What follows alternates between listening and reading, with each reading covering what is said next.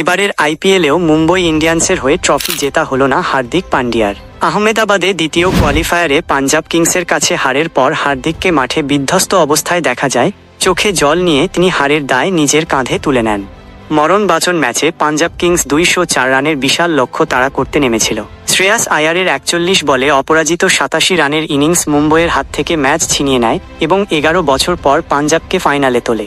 এই হারের পর হার্দিকের নেতৃত্ব নিয়ে প্রশ্ন উঠেছে, বিশেষ করে 19তম ওভারে অশ্বিনী কুমারকে বল করতে ডাকার সিদ্ধান্ত সমালোচিত হয়েছে।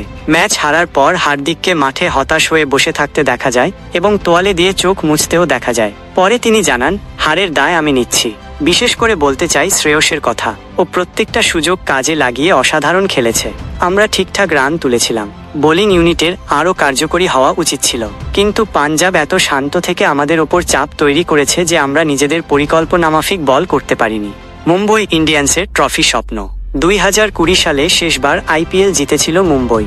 এই মরশুমে একসময় পয়েন্ট টেবিলের নিচে থাকলেও প্লে অফে উঠে আসে দলটি, তবে শেষ রক্ষা আর হলো না।